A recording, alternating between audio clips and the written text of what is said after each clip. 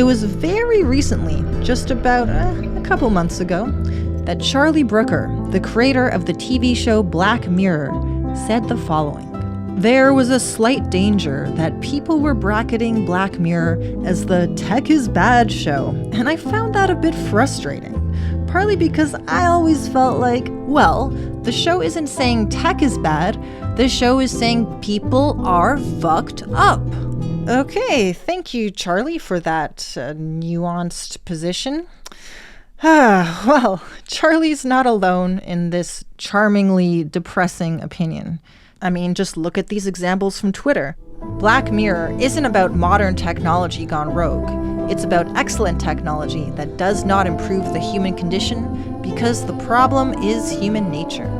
Black Mirror suggests that humanity is awful. Its stories largely explore the ways human nature corrupts technology that was supposed to make our lives better. What's scary about Black Mirror is not its technology, but its inevitability, its exploration of human nature. If the described tech existed, it's inevitable we would do exactly what Black Mirror showed. Black Mirror knows tech is just a tool. It's human nature we have to worry about.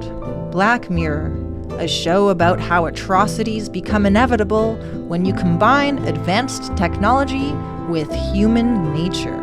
Black Mirror, the horrors of human nature captures human nature in such a scary way. Is this an episode of Black Mirror just exposes Black Mirror does what it does to genetics? Most people still don't understand Black Mirror is not about Black Mirror is just human nature and what aspects of it are likely to be brought out explores the intersection of future technology and human nature.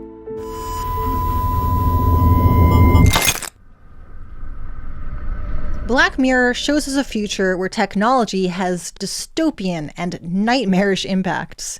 So if these tweets are correct, if dystopia is just like simply the result of technology colliding with human nature, then we're basically fucked.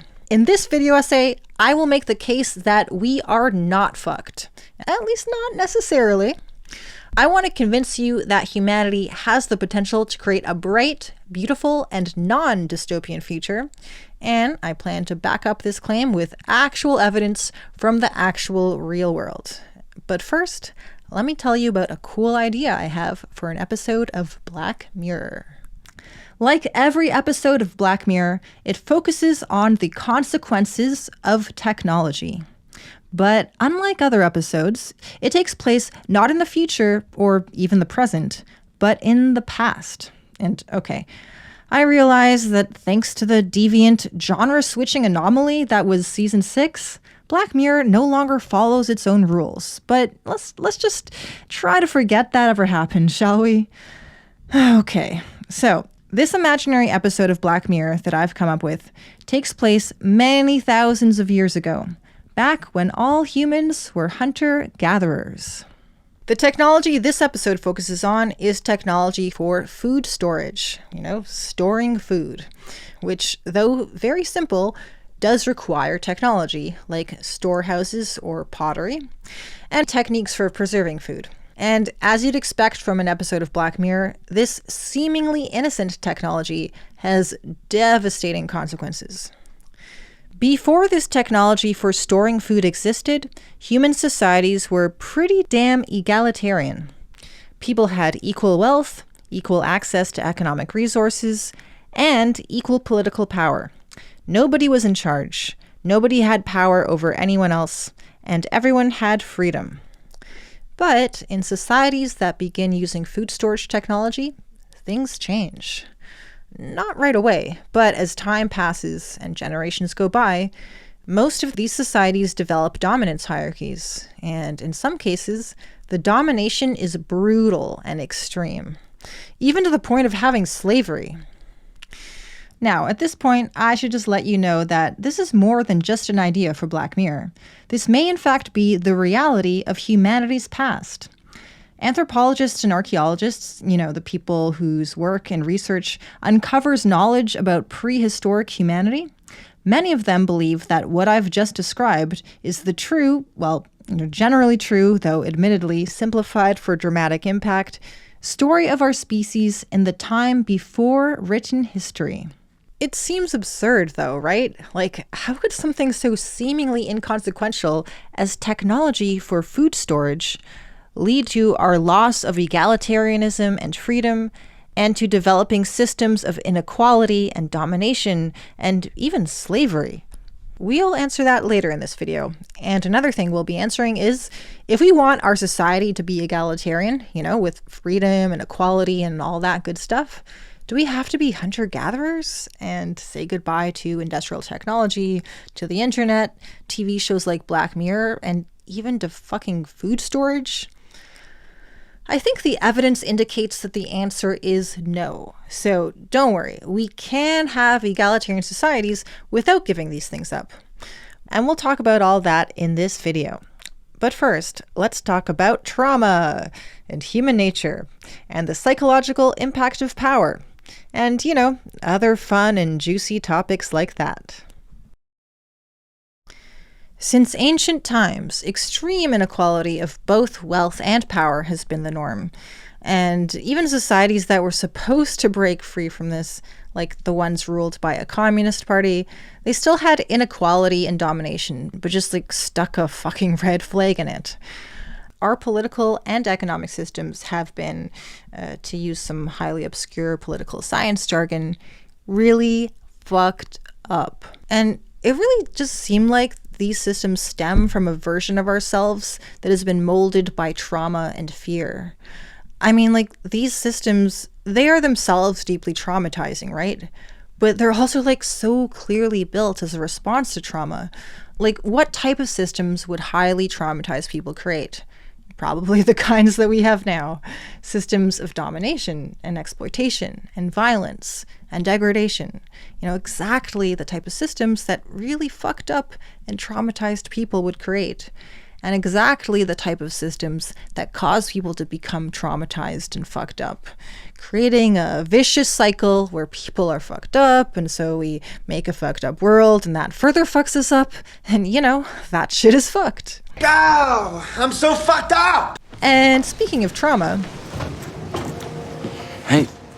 Ever say hi to someone and they don't even look up from their phone? People talk to you like you're nothing? Elena, my pass doesn't work. You must renew on 1st of each month. Or treat you like you're invisible? Or with subtle disrespect disguised as friendliness. Okay, left it. That's how Robert Daly is treated at work in the Black Mirror episode USS Callister, even though he's the boss of the company. Well, co-boss. Along with the CEO, James Walton. There's two bosses here anyway, so I guess. Two how? Robert Daly. Oh. Yeah, technically. They're equal rank, but Walton talks down to Daly. Tell me it's going to be up and running before the weekend. I'll ask Kabir. Your CTO, don't ask anybody anything. You should be telling people things like I'm fucking telling you right now. I'll talk to him. Good. I'm sorry. Okay. And fucking bops him on the head, right in front of the new employee. It was so nice to meet you. That's Nanette Cole. It's her first day at the office. Oh, the ladies' bathroom is that way. That sign's kind of confusing. You're Robert Daly, right? Unlike everyone else, she respects Daly. And not only that, she also admires him. And I just wanted to pass on my admiration to the person who actually designed Infinity. Thank you. Infinity is a video game played through a super immersive virtual reality where people basically go into a trance and are transported into the game. It's the company's biggest hit and biggest moneymaker. And Daly is the genius who made it. But he still gets no respect. That's the story of my life. No respect. I don't get no respect at all. Except from Nanette. But Daly thinks that'll change when she realizes that everyone else treats him like a low-status loser. Don't be too nice to him, because he gets a bit stary. I feel really bad for Daly. His situation is deeply painful. But just wait till you see what he does with that pain. In Black Mirror, technology often has horrible, dystopian impacts, much like real life. In my previous video, I made the case that dystopian outcomes of technology should be blamed not on human nature, but on the influence of our economic system and political system. Both systems function together as a dominance hierarchy, a system where those at the top have power over those below, where that power is protected by violent force, and where the powerful drain wealth and resources from those with less power. And as we examined in part 1 of this video, these systems influence and impact and shape technology and society in some very dystopian ways that make you basically realize that we're in a real-life Black Mirror episode, and not one of the happy ones. However, I do have to admit that our economic and political systems are not like somehow outside the realm of human nature, right? I mean, these systems were not created by cats or jellyfish or fucking caterpillars or even sunflowers. Yes, despite its many other nefarious deeds, it is a fact that sunflowers did not create capitalism or the state. At least not as far as we know. These systems were created by human beings, and as such, they are an expression of human nature. However, dominance hierarchy is an expression of just one particular manifestation of our nature. And as we'll see, it is entirely possible to create new systems that express a much better version of ourselves.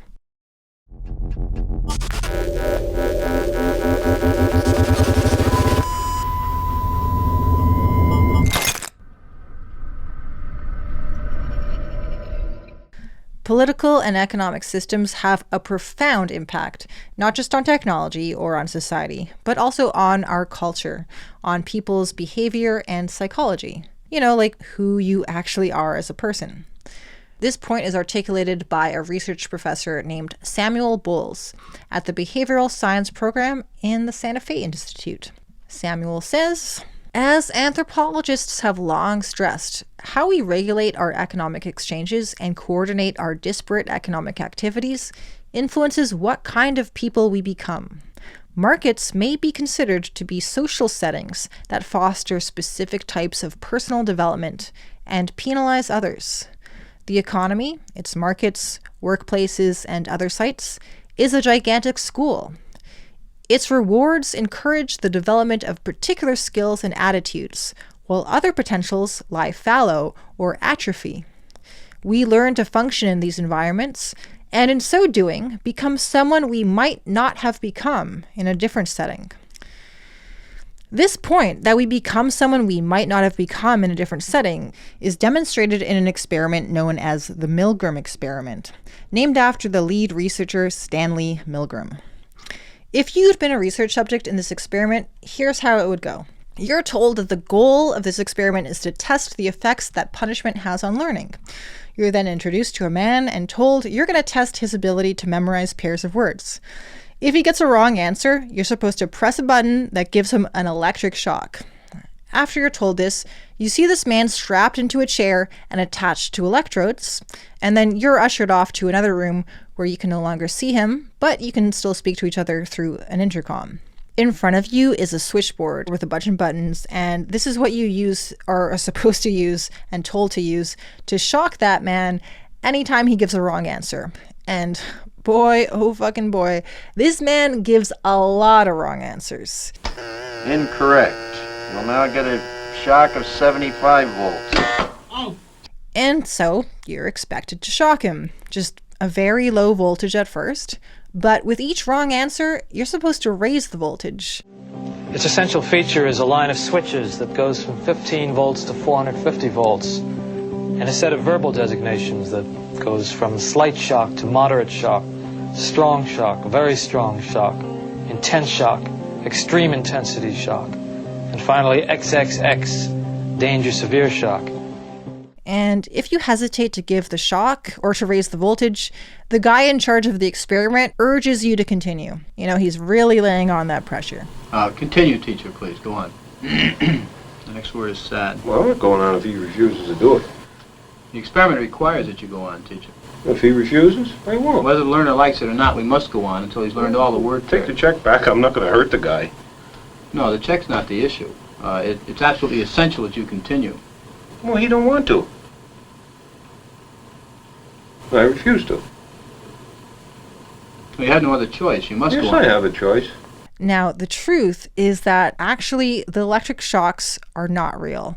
And that man over there in the other room, he's just an actor who is in on the experiment. But you, as the research subject, you don't know any of this. And you also don't know that the real point of the experiment is not the effect of punishment on learning, but the effect of authority on behavior, your behavior. Incorrect. We'll now get a shock of 75 volts. You know, you thought the other guy was being tested, but it's actually you. So when the research subjects raised the voltage on the fake shocks to a certain level, they would hear the man in the other room just cry out in pain. You'll now get a shock of 105 volts. At this point, many people wanted to stop, but the researcher in the white lab coat kept urging them to continue. It's absolutely essential that you continue. If they obeyed and did continue, the cries of pain just kept getting worse. Again, people wanted to stop, but again, the researcher urged them to continue. As the voltage got even higher, the man actually was begging to be released. Experiment, that's all. Get me out of here. I told you I had heart trouble. My heart's starting to bother me now. Get me out of here, please. Continue, please. Go right on. I refuse to go on. Let me out. Refuses to go on. The experiment requires you continue, teacher. Please continue. The next word is sad. Again, people wanted to stop, but again, the researcher urged them to continue. Let me out. That guy's hollering in there. Continue, please. Go on.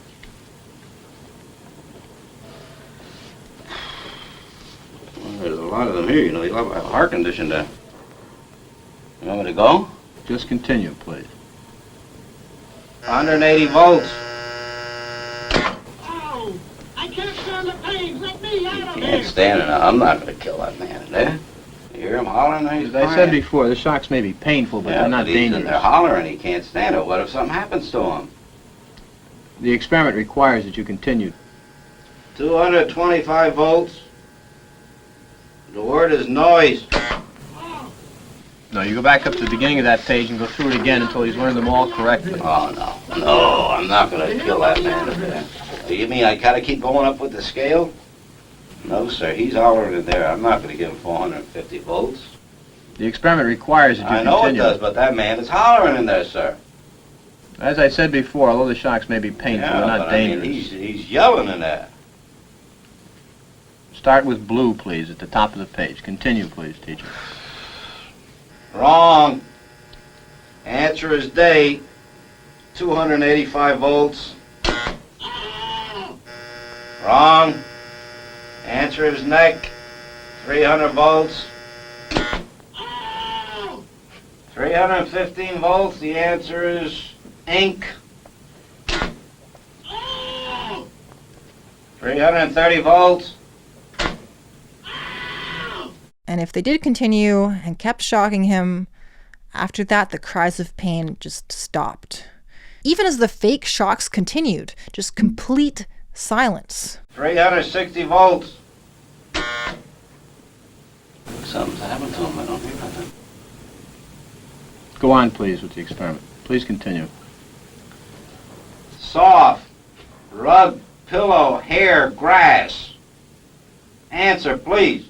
Was he unconscious? Dead? Again, people wanted to stop, but again, the researcher urged them to continue. Go on, teacher. Here, 375 volts.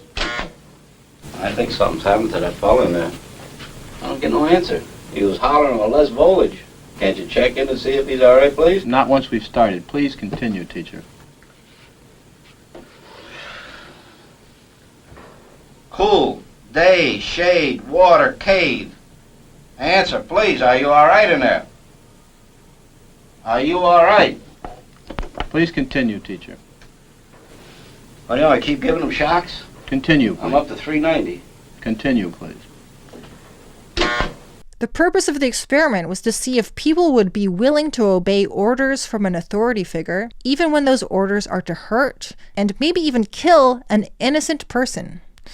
It turns out that, for most of the people in this experiment, the answer was yes.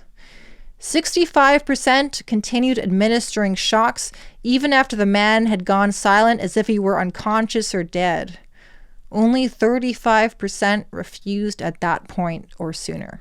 435 volts. It says danger, severe shock here. Next X on the next one. Continue, please. 435 volts. You might think this shows that people are horribly uncaring or unconcerned with other people, but that's not the case. Are you all right in there? Are you all right? The research subjects who kept shocking past the danger point showed extreme stress about what they were doing. They would ask and beg and plead to stop. Some even broke down crying. But when ordered to continue, most of them obeyed. Answer is woman, 450 volts. That's it. Now continue using the last switch on the board, please. The 450 switch for each wrong answer. Continue, please. I'm not getting no answer. Please continue. The next word is white. But you think you should look in on him, please? Not once we've started the But experiment. what if something's happened to the man, had an attack or something there? The experiment requires that we continue. Go on, please. Don't the man's health mean anything? Whether the learner likes it or not, we But he might be dead in there. must continue. Go on, please. You're going to keep giving him what, 450 volts every shot now? That's correct. Continue. The next word is white. The answer is horse, 450 volts. If the experiment had been real, they would have been guilty of murder. But hey, I guess they could say, I was just following orders. The answer is face, 450 volts. But yeah, so like, how could this happen? These shocking results. Well, from a very young age, we're taught that obedience to authority is a virtue and that disobedience is like a moral failing. And another factor is that when your actions are done in compliance with someone else's commands, that just allows you to not feel responsible for your own actions, you know, just to feel less guilty about doing things that you know are terribly wrong. Because you can tell yourself that you're not responsible. The person giving the orders is. I'd refuse to take the responsibility. I'm getting hurt in there. I mean, who's going to take the responsibility if anything happens to that gentleman? I'm responsible for anything that happens here. Continue, please. 195 volts. Dance. Let me out of here. You have no right to keep me here. Let me out. Let me out of here. Let me out. Continue, please. Let me out of here. My heart's bothering me. Let go me on. out. Let me You're out. responsible for it. This will be at 3:30. Something's happened to that man in there. You better check in on him, sir. He won't answer me or nothing. Please continue. Go on, please. You accept all the responsibility? The responsibility is mine. Correct. Please go on. Gold, dollar, necklace, moon, paint. Answer, please. Are you all right? 405 volts. The answer is moon. Authority has dangerous effects on behavior, which is very bad news for us since our societies are based on authoritarian control in our government and in our workplaces. And the scarier thing is that in the Milgram experiments, the authority figure doesn't have any actual power over the people that are being tested in this experiment, right? Like they don't have any power to punish them in any way. That actually means that the pressure to obey that authority figure is relatively low compared to the pressure to obey authority figures that have actual power over you. You know, in those cases, when they have power to punish you or to reward you, the pressure to obey those authority figures is increased by a ton, right? Like, let's say like the power that bosses have to fire you or to stop you from getting a promotion and just generally sabotage your career if you get on their bad side, or to boost your career and boost your income if you prove that you're obedient and loyal. You know, and if you think about the horrible things that are done in this world and to this world, there are the people at the top of the hierarchy who create the plans and give the orders. But the actual work of carrying out these horrible deeds is done by people further down the hierarchy who are following orders or instructions from above and who are like cogs in a vast machine of death. So, yeah, that's hella depressing, but here's a little something to give you hope. There were several versions of the Milgram experiment, one which had two actors, the first actor pretending to get shocked, and the other acting as a second teacher giving the memory test. In this experiment, after the actor pretending to get shocked begs to be released, the other actor disobeys the orders to keep giving shocks, and this gave the real volunteers the courage to do the same. After the fake volunteer refused to continue, 9 out of 10 people also refused, even though the authority figure kept on pressuring them. As for that remaining 1 out of 10, holy shit, bro. Watch out for those people. But anyways, isn't that cool? So next time you see a fucked up situation that everyone's going along with, don't think that you're powerless and that you just have to go along with it yourself. Remember how powerful it can be if you rebel or speak up. And by the way, this video has major spoilers for the Black Mirror episode, USS Callister. This episode demonstrates some aspects of the psychology of dominance hierarchy, which is why I'll be talking about this episode periodically throughout this video. So watch out, spoilers are coming.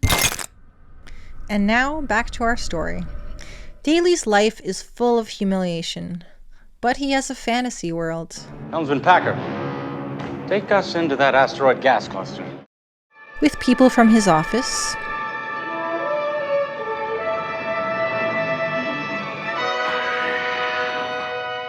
where he's treated like a king.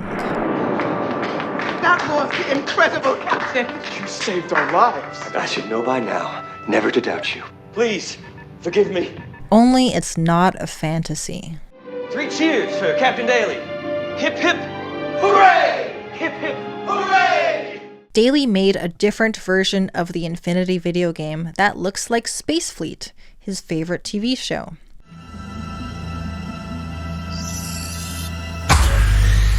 And the people from his office are digital clones, exact replicas, not just of their bodies, but of their minds.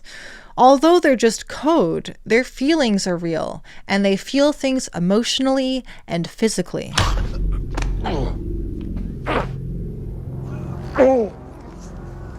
You are pathetic, Walt. What are you? What's that? Pathetic! This is how Daly gets his revenge. You're not just disgraceful, you're disgusting, all of you. And Walton.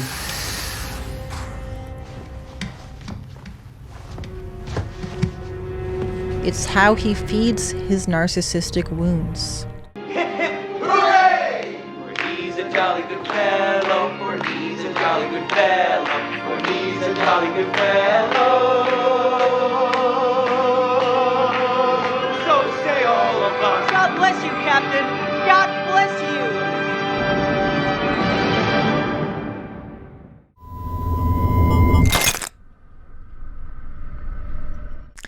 There's lots of evidence that authoritarianism, or power inequality, has negative effects on human behavior and psychology. And the same is also true of economic inequality.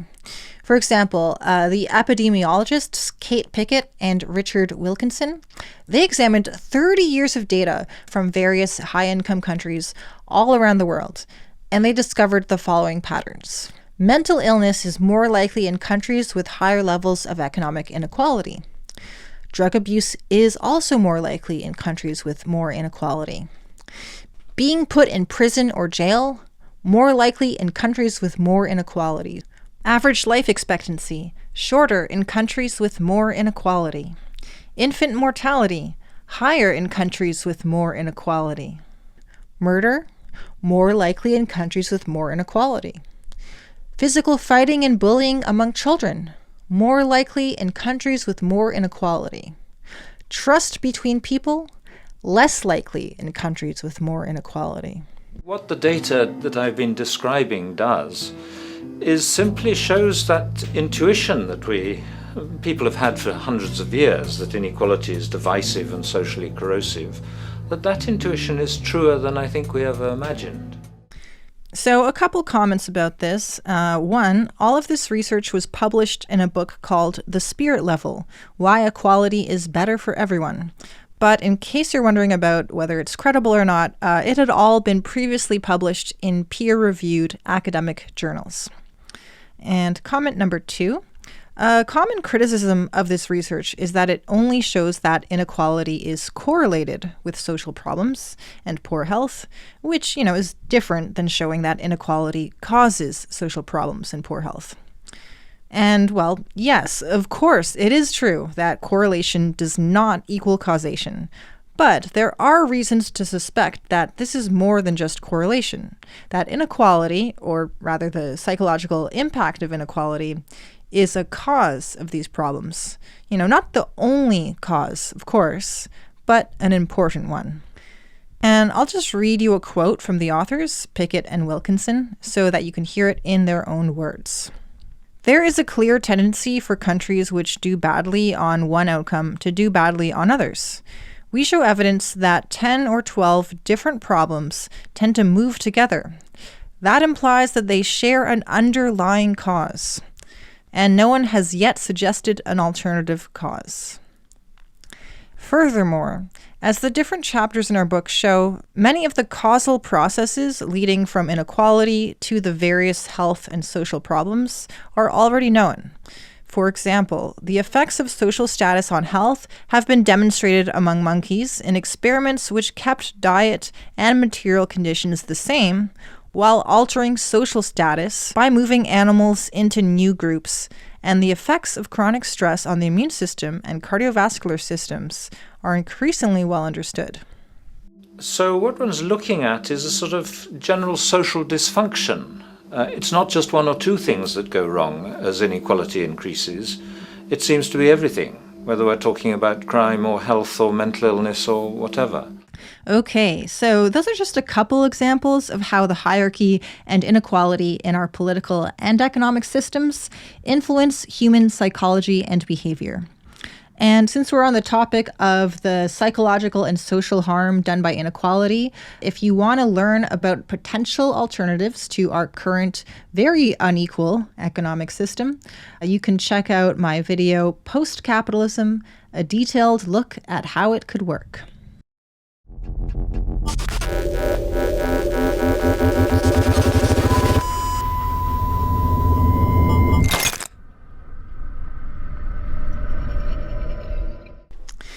We live in societies designed for domination and exploitation, and the influence this has on who we are and how we think and feel and behave is different from the influence that would occur in societies designed for equality and freedom. But I'm not trying to say that people are born as blank slates, that we are just products of our environment and nothing more, without any nature to speak of. The human species has its own distinct nature, its own distinct genetic code and biology. And we're not blank slates. We have instincts and innate characteristics. And these innate characteristics exist for our species as a whole and individuals. Most parents who have more than one child agree that, even when they were babies, their children already had distinct personalities, with no two children the same.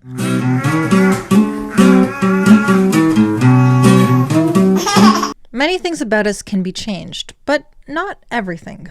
Like, for example, it's a well-documented fact that if a human baby is not held or given physical affection, that baby will grow up to have deep, probably lifelong psychological wounds. And some don't even get to grow up at all. In severe cases, babies who are not held literally fucking die, even if they're well-fed and have all their other physical needs met.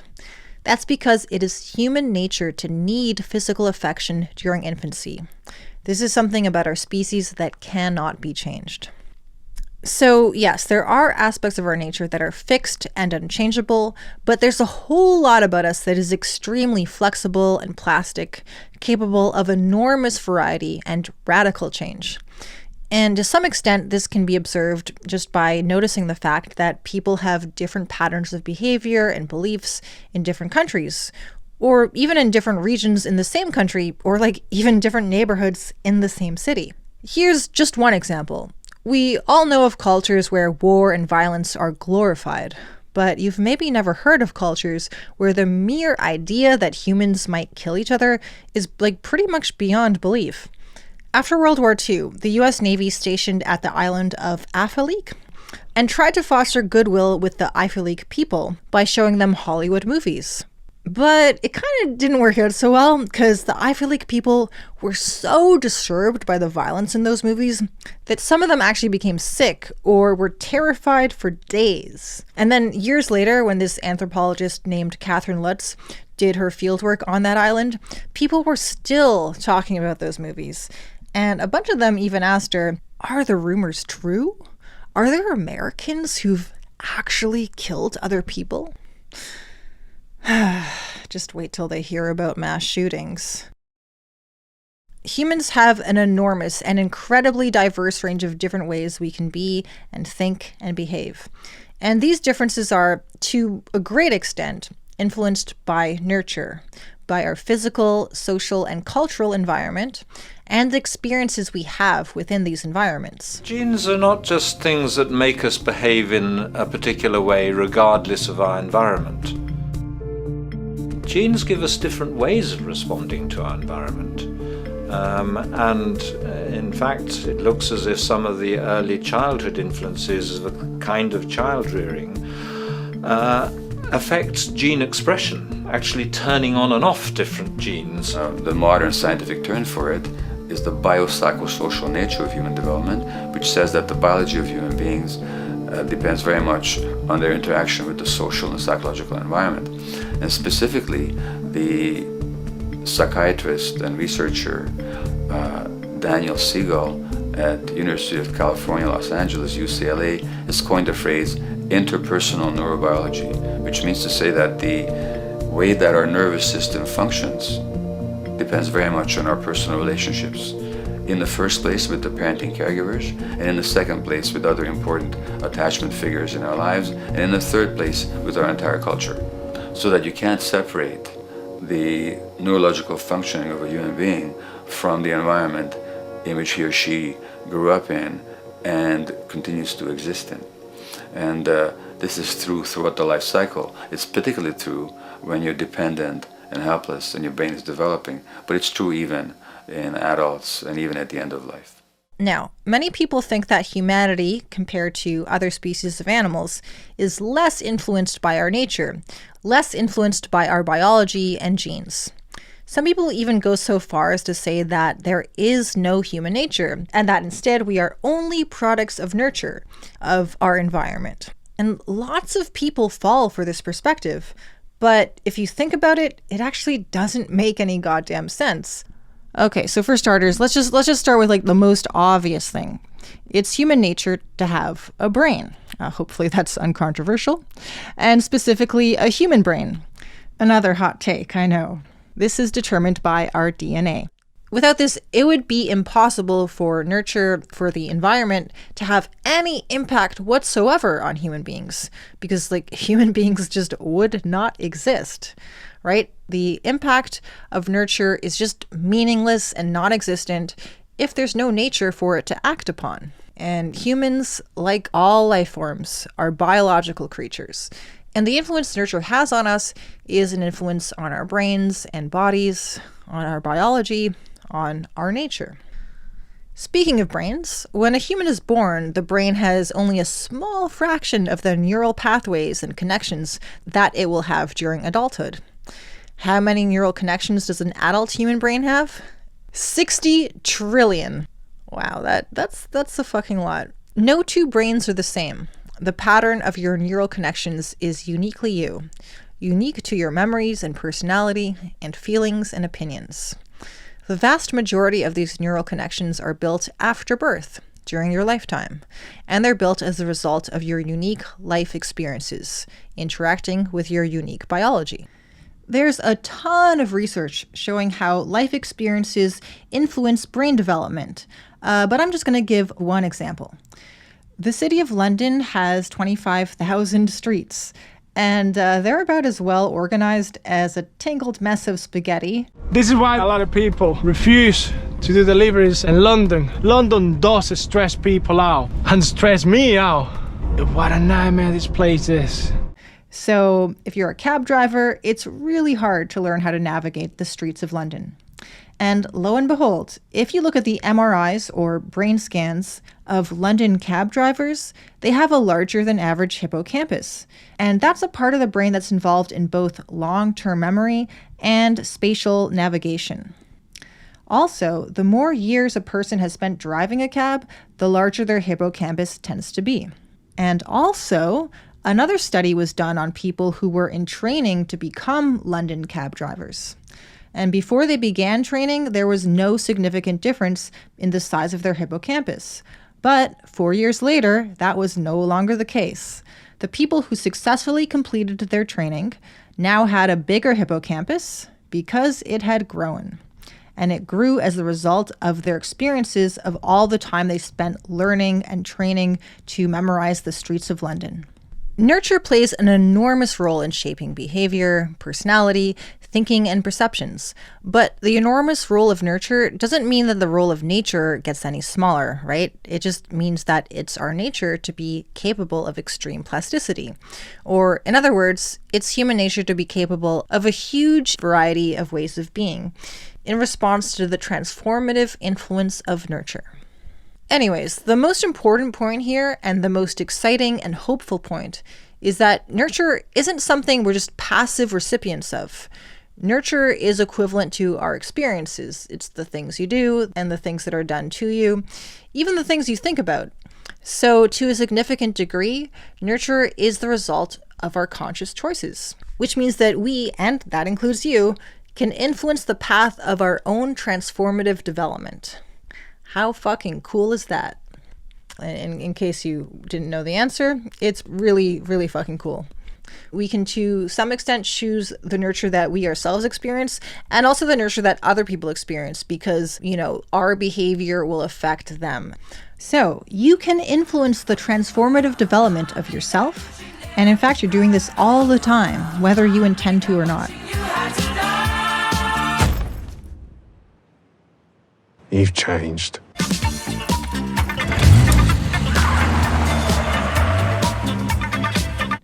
And you can also influence the transformative development of other people, and to some extent, even our whole species.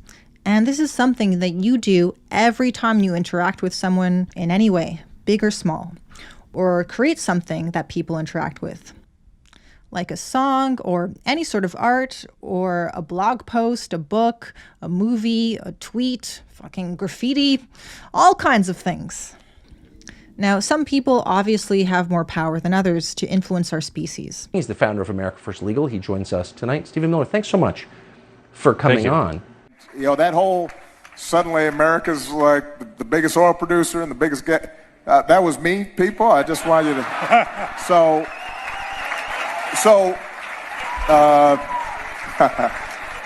But all of us have some power, including you. And when people join forces in an organized way, we can become even more powerful. Anyways, speaking of genes and DNA, Daly sees Nanette drinking from a paper cup. And when everyone leaves the office, he grabs the lid from the trash and takes it home. Is this some weird lovesick souvenir? No. He's using Nanette's DNA to create an AI digital clone. Yep, that's how it's done, apparently, which makes no fucking goddamn sense. DNA can clone someone as a genetically identical fetus, and I guess if it was digital, you could advance their age. But still, these digital clones have the person's memories and personality and shit. That just doesn't work that way. DNA doesn't contain your memories, right?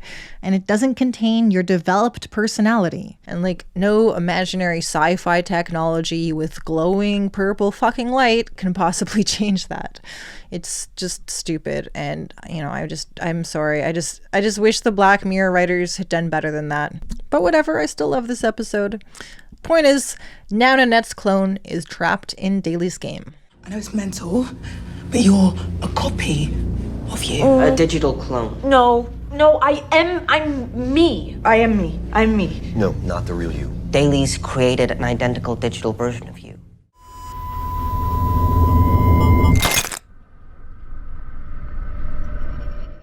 Ongka's Big Moka. This is Ongka. Ongka is the big man or leader of a tribe in Papua New Guinea. In the western highlands of Papua New Guinea, there are many tribes. One of them is the Ongka. He's under a lot of pressure because he's struggling to prepare his big Moka. It could be the biggest Moka ever given. A Moka is a ceremony where one tribe gives away valuables to another tribe. The bigger the Moka, the more status gained for the tribe and for the big man, which in this case is Ongka. The reason why Ongka so wanted to give his big Moka is that only by giving can he earn fame and status for his tribe and for himself. In the West, you can get status lots of ways, from money, from success, from your job, your possessions. The only way Ongka can get status is to outdo his fellow men in Moka, to overwhelm them publicly by the sheer size of the gift that he gives. Tribes in Papua New Guinea aren't the only ones who do competitive gift-giving. For example, in potlatch ceremonies of many indigenous societies of the Pacific Northwest, such as the Kwakwaka'wakw, the Chinook, the Nuchanulth, and so on, people used to compete for who could give away the greatest quantity and most impressive quality of valuables. And potlatch ceremonies still go on to this day, but they don't involve the intense competition and status seeking that existed in the past. As Ongka prepares for his Moka, he goes around the village trying to convince everyone to donate some of their valuables for the Moka. Even though Ongka is the big man of his tribe, he can't force people in the tribe to do what he wants. So he just kind of has to nag and plead with them, which is kind of funny. Ongka gave them a favourite speech in which he told them to stop fiddling about in their gardens, to stop drinking beer and wasting time with women, and to get on with it.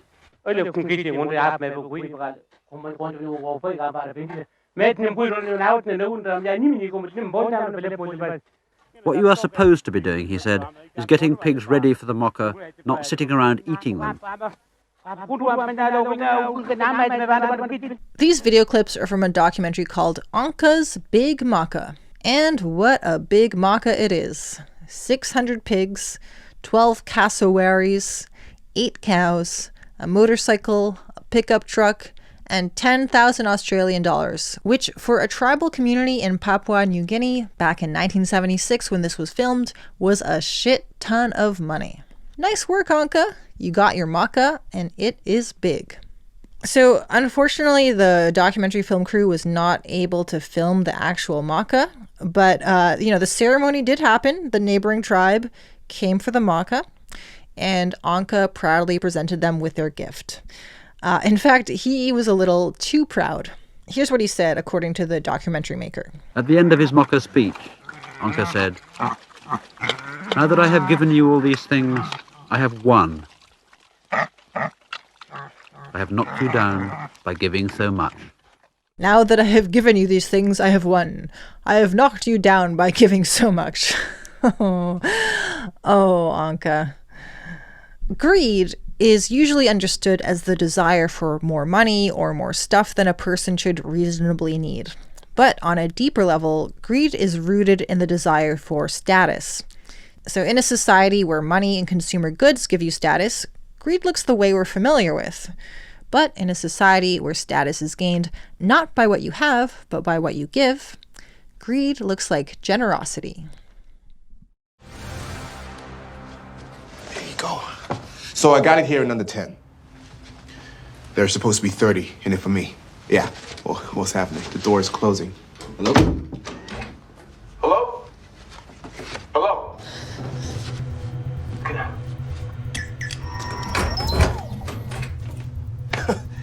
Nice. Merry Christmas, asshole. God damn. Daly does some monstrous shit in this episode, but not tipping the delivery guy on Christmas fucking Eve? Where's Ongka when you need him? I think our boy needs a Moka.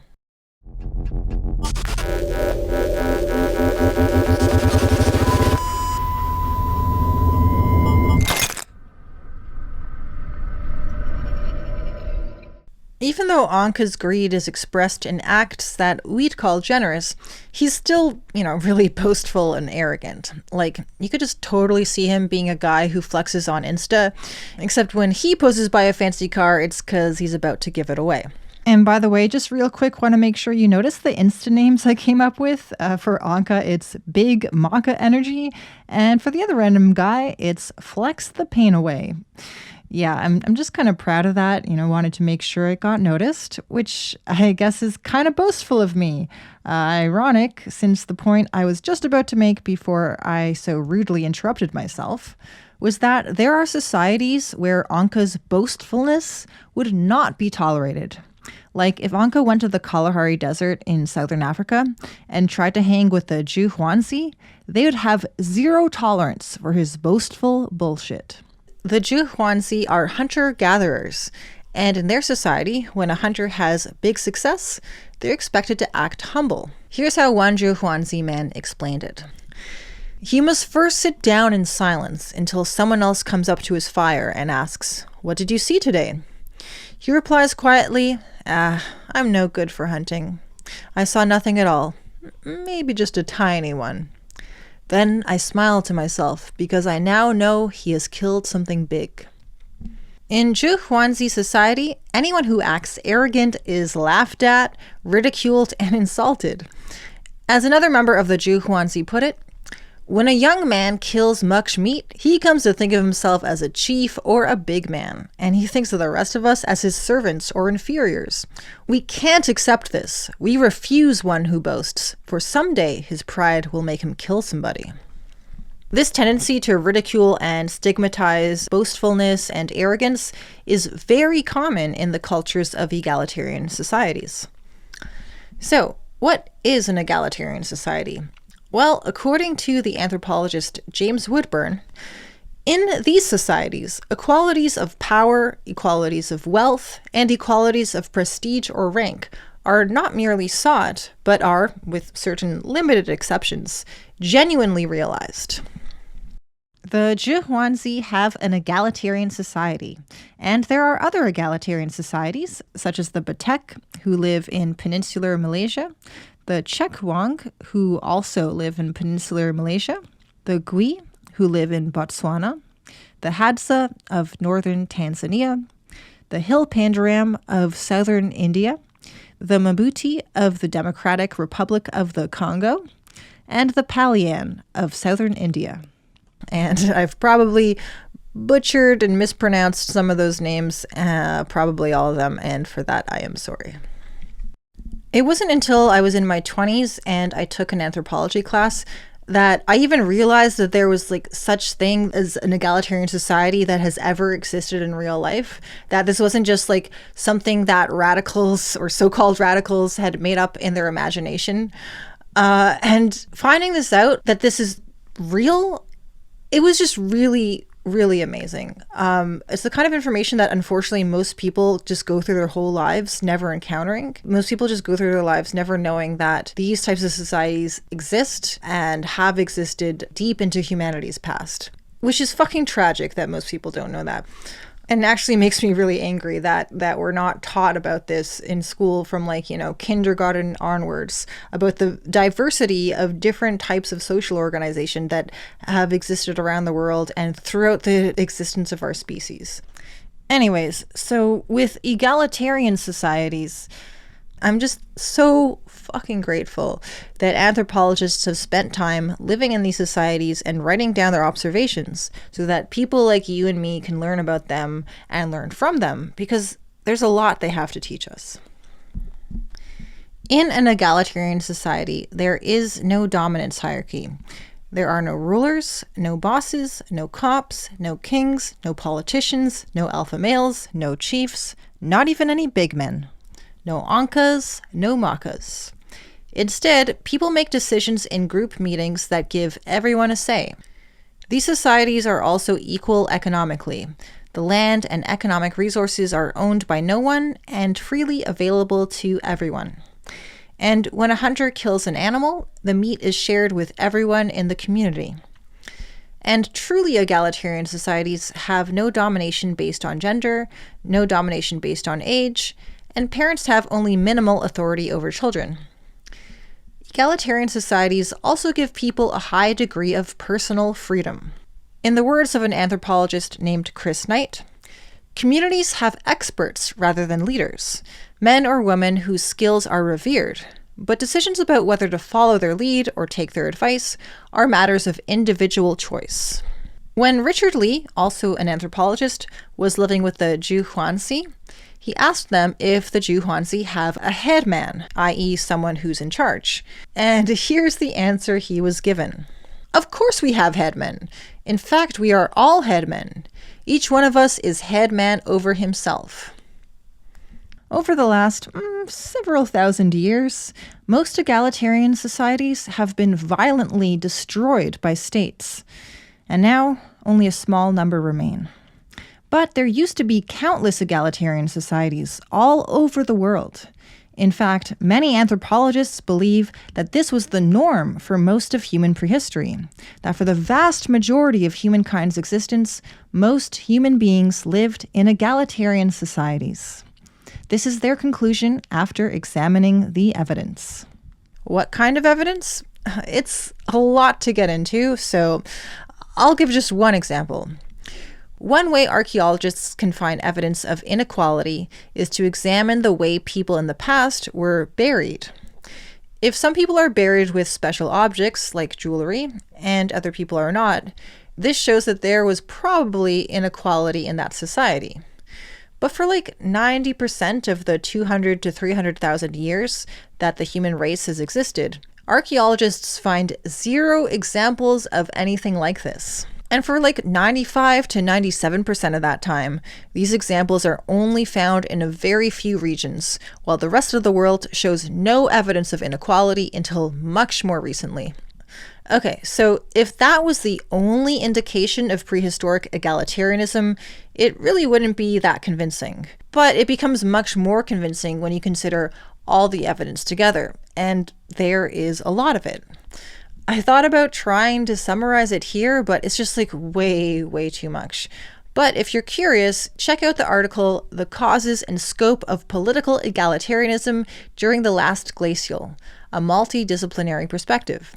This article brings together evidence from cultural anthropology, physical anthropology, evolutionary biology, climatology, migration studies, and archaeology, just hidden at this topic from every which way.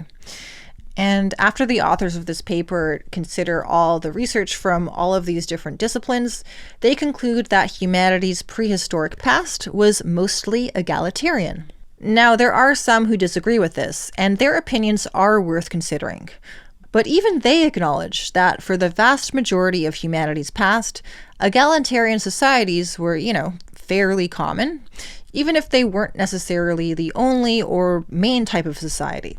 And regardless of who in this debate is right, either way it shows that humankind is just as capable of egalitarianism as we are of dominance hierarchy, that both of these things are within our range of potentials. If this is a topic that excites you, I highly recommend the channel What is Politics? And it's also a podcast if that's your thing. The guy who does that channel, he's studied anthropology in depth, and his videos are just fucking excellent at explaining egalitarian societies and how humanity developed dominance hierarchies, and you'll find a lot more depth and detail than I give in this video. The human species in our anatomically modern form has existed about 200,000 or 300,000 years, and for most of that time, all of us were hunter-gatherers. We got all our food by hunting and fishing animals, and by gathering fruit, nuts, roots, and other tasty plants. Of the hunter-gatherer societies that survived into the modern era, some are egalitarian, and others are not. But here's the interesting thing. All of the most egalitarian hunter-gatherers do a specific type of hunting and gathering called immediate return hunting and gathering. What is immediate return hunting and gathering? It means that after people hunt and gather their food, they eat it immediately or within a few days. An anthropologist named Christopher Boehm analyzed 339 fieldwork studies of nomadic foragers. And nomadic foragers, that's like an interchangeable term pretty much with immediate return hunter-gatherers. Foraging or foragers is basically synonymous with hunting and gathering. And nomadic, that just means that you're moving around rather than sedentary. You don't have like permanent settlements. And immediate return hunter-gatherers are nomadic. So these are basically equivalent terms. Anyways, so after analyzing a lot of fieldwork studies, 339 of them, Christopher Boehm's conclusion was, nomadic foragers are universally, and all but obsessively, concerned with being free from the authority of others. Now, unfortunately, when it comes to gender, not all immediate return hunter-gatherer societies are egalitarian in this particular way. And I'd also argue that there's no society where gender relations are totally ideal. So that sucks. But in most immediate return hunter-gatherer societies, women and men have equal political power. Each individual has equal decision-making power for their society, regardless of gender. Each individual also enjoys a great deal of personal freedom, regardless of gender. And gender relations in terms of status, privileges, and burdens are at least pretty close to equal. Okay, so now here's something that I think is really cool and exciting. Most anthropologists believe that immediate return hunting and gathering is exactly the type of hunting and gathering that most, or possibly even all humans did for like 90 to 95% of our existence as a species. And that's another reason why so many anthropologists believe that humans lived in egalitarian societies for most of our existence as a species. Because the immediate return hunter-gatherers that exist today have egalitarian societies. So the same was likely also true for immediate return hunter-gatherers in the past. Because, as we're about to discuss, there are particular things about immediate return societies that enable egalitarianism.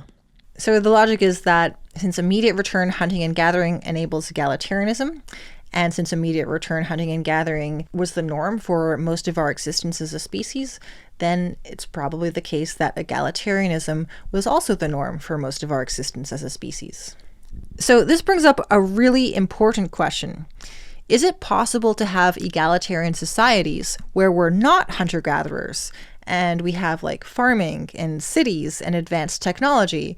Not scary, fucked up dystopian Black Mirror technology, but like, I don't know, like running water and MRI machines and fucking movies and internet and whatever the fuck this is. I don't know what it is, but I want it. It looks cool. I mean, I guess not as cool as egalitarianism, but I'd like to have both, please. But before we find out if we need to give up our internet and our memes, we first need to answer another question, which is, what the heck is going on here? Why are immediate return hunter-gatherers so egalitarian? There are a few reasons. Reason number one. In this type of society, it's not possible for any person or group of people to make anyone dependent on them. That's because whatever you need, you can easily get. You can hunt and gather your own food. You can make tools out of wood and stone and other things that you can easily find all around you. Now, people do rely on each other.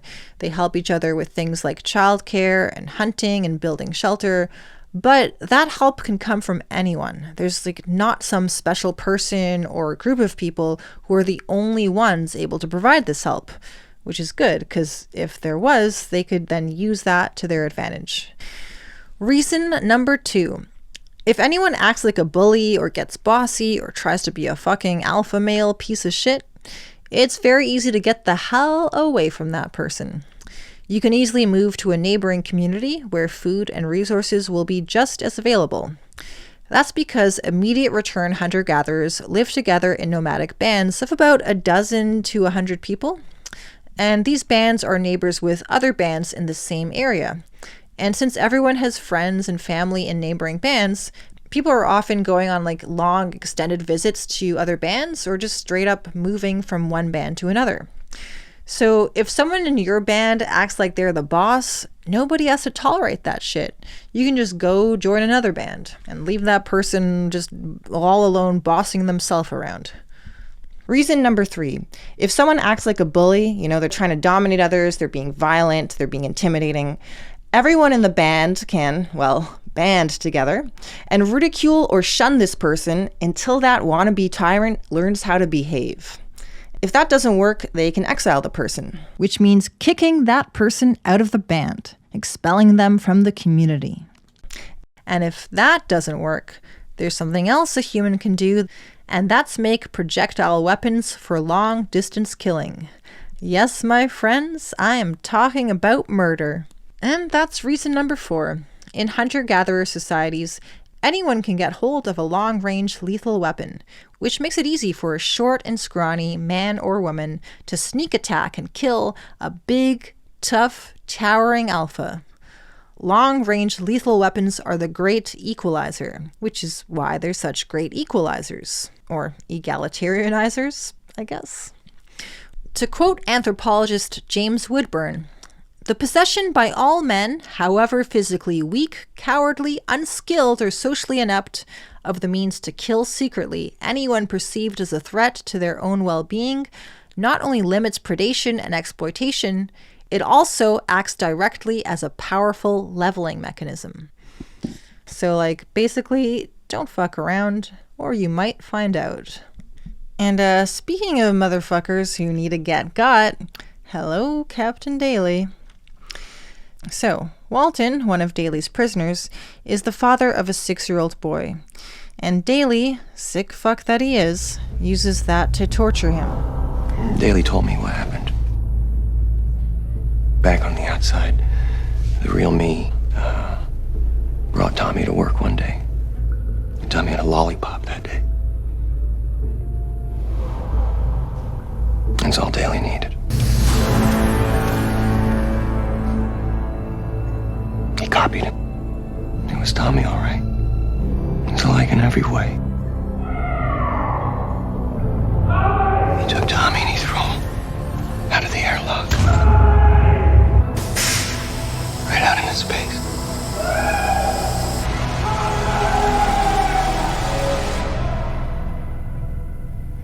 Have you ever seen an unsuited body compress in space?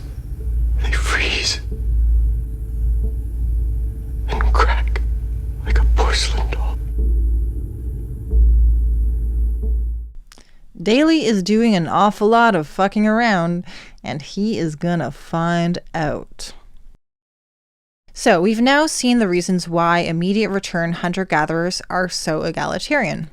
It's partly because of material conditions. Everyone has access to the resources they need for survival, and anyone can leave their community for a new one and still access those resources. But egalitarianism also thrives in part because of the choices that people make. People in these societies choose to ridicule and stigmatize those who are arrogant and those who refuse to share meat. They choose to shun anyone who uses violence and intimidation to get their way. And if someone continues to be a violent bully, they choose to exile or even kill them. And they make these choices because they want to live in a society that's egalitarian, and not one where they're ruled over by some fuckhead who thinks he's better than everyone. They are politically conscious agents, and we can be the same way. Material conditions have powerful influence on reality, but so do our choices. Sounds peachy. What is with you? Don't you want to fight back? Why won't you fight back? So, as we've discussed, our human ancestors used to live in egalitarian societies. And although experts, they disagree on how frequently there were deviations from this egalitarianism, they tend to agree that at least a large portion of humankind in every region of the world lived in egalitarian societies. So we can state with confidence that egalitarian societies were common for most of our existence as a species. But then, things started to change.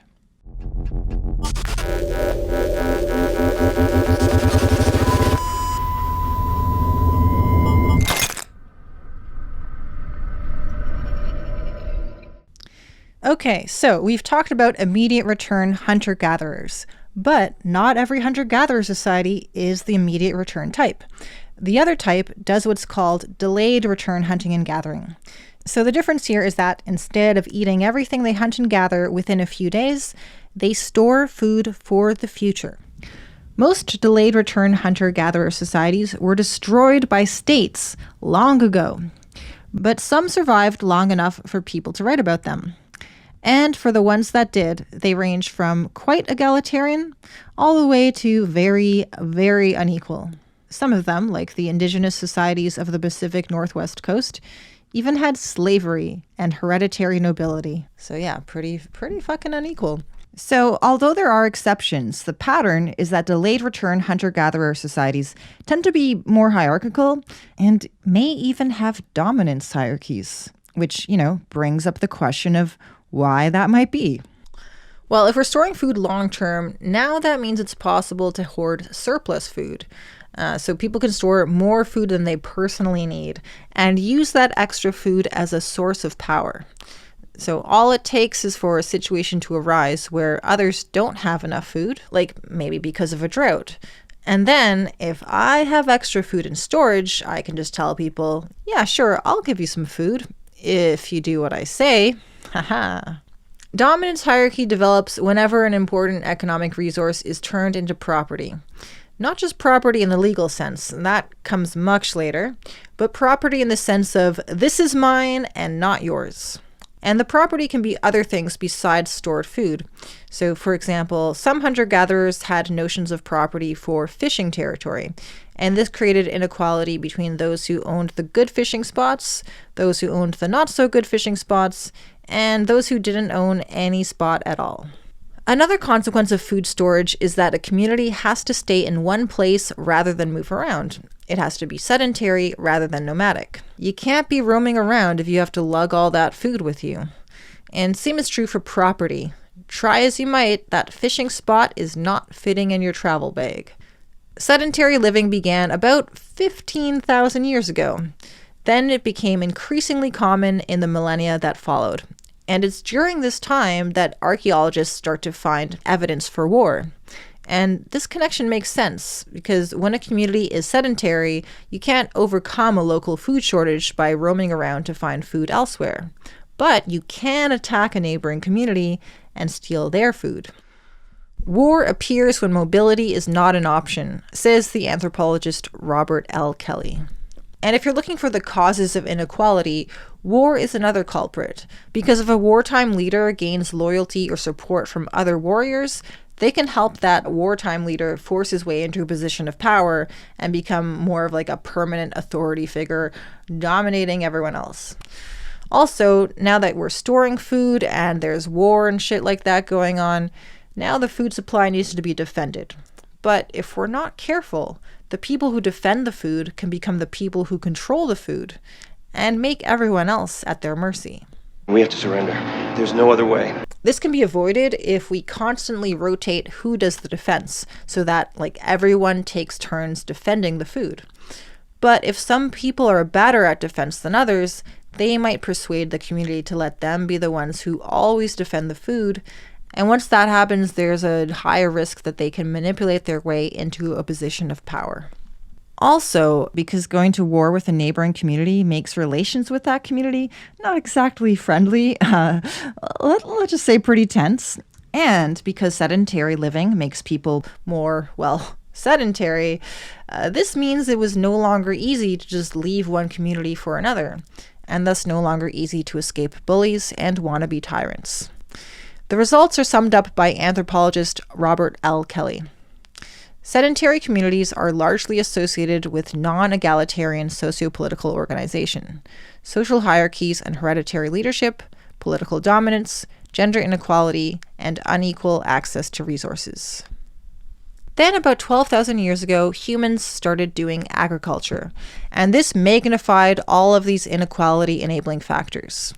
Food storage, the stockpiling and hoarding of resources, intergroup conflict and war, sedentary communities, all of it got more extreme.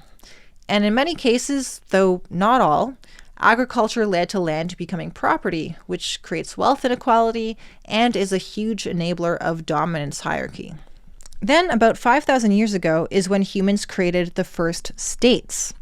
Now, the state is more than just a government. It's a government that concentrates power in a ruler or a group of rulers, a government with a dominance hierarchy, and where the power of that hierarchy is upheld by a bureaucracy and a professional military, or some other organization of people whose job it is to use violence to enforce the rule of the state.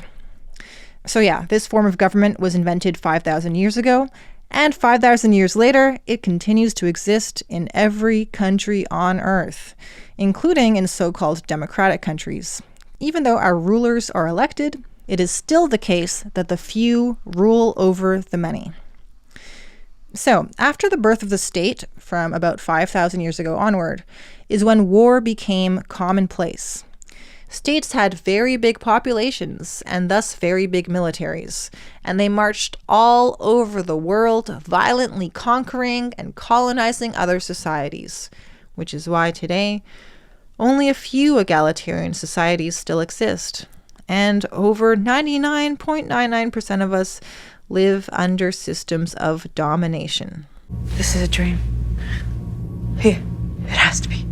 It's more like a eternal waking nightmare from which there is no escape. Whether we're looking at history or at the world as it is today, humanity seems very warlike and very hierarchical. Profits before people. But that's because the more warlike hierarchical societies destroyed the more peaceful egalitarian societies, and also destroyed their history, their memory. No wonder our view of humanity is so pessimistic. It's important to remember that the political and economic systems that have prevailed in this world did not spread because they're the best systems, or the most rational systems, or the systems most compatible with human nature. They prevailed because the people who want these systems have been the most successful at winning a power struggle they won by using vicious violence, blood-soaked brutality, and other forms of coercion. Speaking of which, Nanette is now trapped in Daly's video game based on the TV show Space Fleet. Lieutenant Cole, welcome aboard. Crew, we have a new member of the team, Science Officer Nanette Cole. Please, take your post. But Nanette refuses to cooperate. No, Take your post, that is an order. I'm not doing this. I am your captain, an order is an order. Then go fuck yourself. And I really admire her for that. Sir. But... Okay. So we're doing it this way.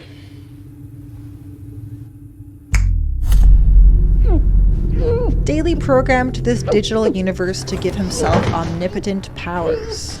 Oh dear. Can't see, can't breathe. Unpleasant, isn't it? This gives him a monopoly on violence and coercion. Kinda like a state. You won't die, you know. No one dies in here unless I want them to. But even more powerful. It's a bubble universe ruled by an asshole god. Do you submit? Good girl.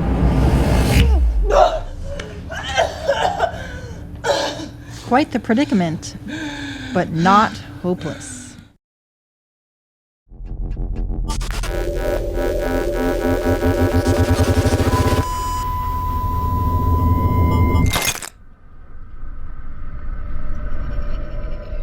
Humanity is capable of huge variation in behavior and psychology. These variations exist between different societies or cultures, and also between individual people. Individuals show enormous variation in personality, psychology, and behavior, even when they live in the same culture. Like in the Black Mirror episode Nosedive.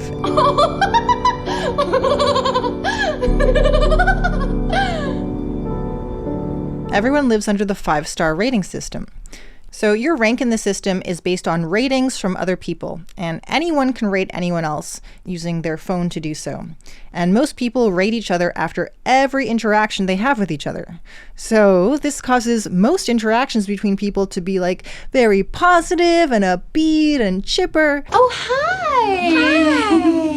But like in an extremely fake way, because they're just desperately trying to get a high rating. Hey, Lacey! Bets, it's great to see you! You too.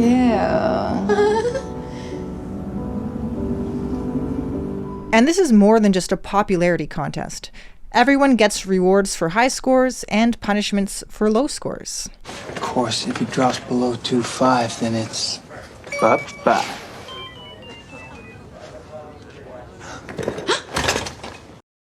We'd need you around a 4.5. 4.5. Hit 4.5 and there's a 20% discount. But not everyone gives a fuck. I'm going to a wedding. Maid of honor. Nice. Want to hear my speech? No. Now, I know this is just a fictional show, but we can be sure that if this world was real, people really would differ in the degree to which they care about getting a high score, you know? Because people vary in the degree to which they care about things like status and achieving mainstream success. People also vary on the degree to which they want to be at the top of a dominance hierarchy. Some desperately want this, others are disgusted by the very idea of it, and everyone else falls somewhere in between. Let's consider the type of people who desperately want to be on top. They tend to have high levels of arrogance or narcissism, because nothing satisfies an egomaniac like being above others in status and power. Those who have a positive view of hierarchy also tend to have high levels of aggression and low levels of empathy and compassion. So basically, the people who most deeply desire to be at the top of a hierarchy tend to be assholes, bullies, and arrogant pricks. The type of motherfucker who wants to be in charge and thinks they deserve to be in charge, and, if they can get away with it, is willing to use violence to get and stay in charge. If you thought what happened to you in the past was bad, that was nothing! What I'm going to do to you is going to be goddamn fucking biblical! I'm literally going to turn your insides out. In Sri Lanka, President Gotabaya Rajapaksa has ordered troops to shoot, to kill. In Chad, security forces shot and killed dozens of anti-government protesters. In Peru, at least 17 people were killed Monday after Peruvian security forces opened fire at anti-government protesters. In North Dakota, a heavily militarized police force Thursday raided the main resistance camp set up by Lakota water protectors fighting the $3.8 billion Dakota Access Pipeline. In Canada, police arrested 12 Indigenous youth activists early Wednesday morning. Charges of domestic terrorism against dozens of other Atlanta forest defenders who've been arrested protesting Cop City. Independent autopsy of the activists fatally shot by Atlanta police in January concludes their hands were raised up and in front of their body when they were killed. Over 1,300 people have been killed by the military junta since the February 1st coup. Iraqi authorities have routinely used live fire, tear gas, grenades, intimidation, arrests, and torture against largely peaceful protesters. Israel's assault on Gaza has entered its second week. The Palestinian death toll has reached nearly 200, more than a quarter of those children. Over 1,300 have been wounded. 40,000 Gazans have lost their homes. In Sudan, government forces shot and killed at least 8 people Thursday as huge crowds of protesters defied a communications blackout. Police arrested more than 180 reproductive rights protesters Thursday. 16 of the activists have pleaded not guilty to the charges, which could see them sent to prison for life. At least 20 protesters have been killed by state security forces and dozens of others tortured, detained, or abducted. And people like this, the type of people who want to be at the top of a dominance hierarchy, they try to convince you and convince themselves that their being in charge is not just some self-serving project for their own power and wealth and ego, but is essential to a glorious divine project for the greater good. In the ancient or medieval past, kings and other monarchs claimed their rule was the will of God, or that they themselves were God. And today, politicians claim to be champions of freedom and democracy, or whatever other virtue they want to signal. And don't forget the owners of corporations who claim to be benevolent job creators, all the while blood-sucking wealth from their workers. Just bullshit after bullshit after bullshit. What is Space Fleet? I'll tell you what it is. It is a belief system founded on the very best of human nature. It is a goal for us to strive towards, for the betterment of the universe, for the betterment of life itself.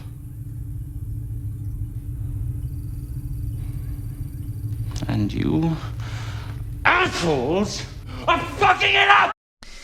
Throughout humanity's past, whenever egalitarian societies were replaced with dominance hierarchy, it didn't happen just because food storage or agriculture or sedentary living changed the material conditions, but because assholes like this took advantage of the situation. Not everyone is the type of person who wants power over others, you know? And even of those who do, not all of them are willing to hurt people in order to gain power. But some people are. And these power-hungry people have always been around, even in egalitarian societies.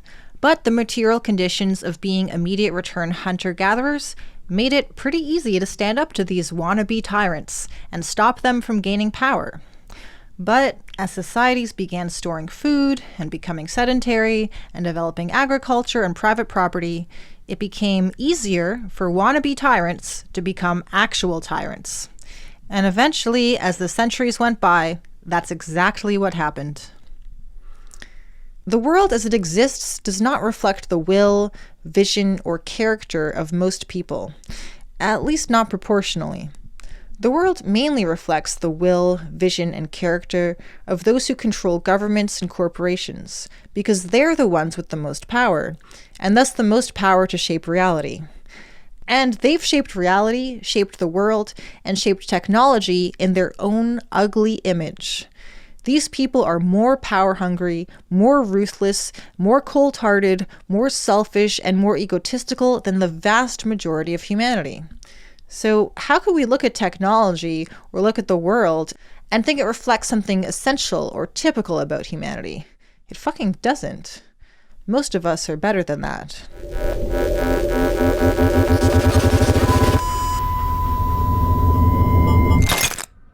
A lot of what I've been talking about here is inspired from things I've heard in a podcast called Fight Like an Animal by Arnold Schroeder. This is a great podcast if you want a deeper and more scientific discussion of various topics in this video, like human nature, our revolutionary and evolutionary potentials as a species, and other shit that is interesting and or important. But yeah, if you're unsure about the psychology of people who sit at the top of dominance hierarchies, consider the fact that these are the kinds of people who impose social structures wherein others are enslaved in order to carve stone monuments of their faces, which is to say the kind of people who are ascendant within state hierarchies, a reasonable descriptor considering the prevalence of such architecture in early state societies and the safety of the assumption that, while times may have changed their particular modes of expression slightly, the same fundamental types of people are in charge of states now as in the past. But seriously though, like, imagine how enormous your ego must be and teensy fucking tiny your compassion must be that you're okay with enslaving people to do the back-breaking, sometimes literally back-breaking labor. And, some people would literally even be worked to death. Also that they could build a giant monument of your fucking face. Like, what the actual fuck? But there's an important thing to notice here, which is that most rulers from ancient times inherited their positions of power at birth, rather than seeking it out. So it's not just that cold-hearted egomaniacs are the ones who seek to have power over others, but simply having this power, even if you didn't seek it out, can warp your personality in some really fucked up ways. Like enslaving people to carve your face into a monument kind of fucked up. Like, damn, I got some personality flaws that I need to cop to, but I ain't never wanted to do shit like that. As the saying goes, power corrupts and attracts the corrupted. This is confirmed in research such as that by psychologist Dacher Keltner. He says, people with power tend to behave like patients with damage to the brain's frontal lobes, a condition that can cause overly impulsive and insensitive behavior.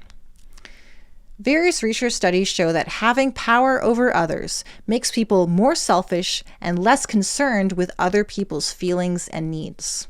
Or, as Keltner puts it, having power makes people more likely to act as sociopaths.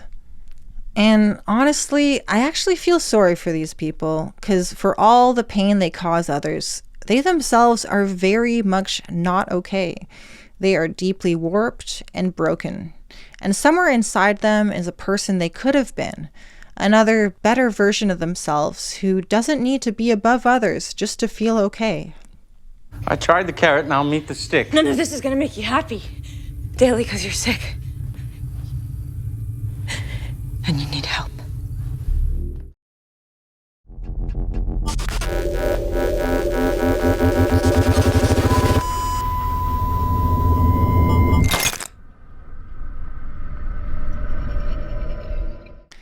Would you like some good news? You know, something a little less depressing than the world being conquered by people like Daly?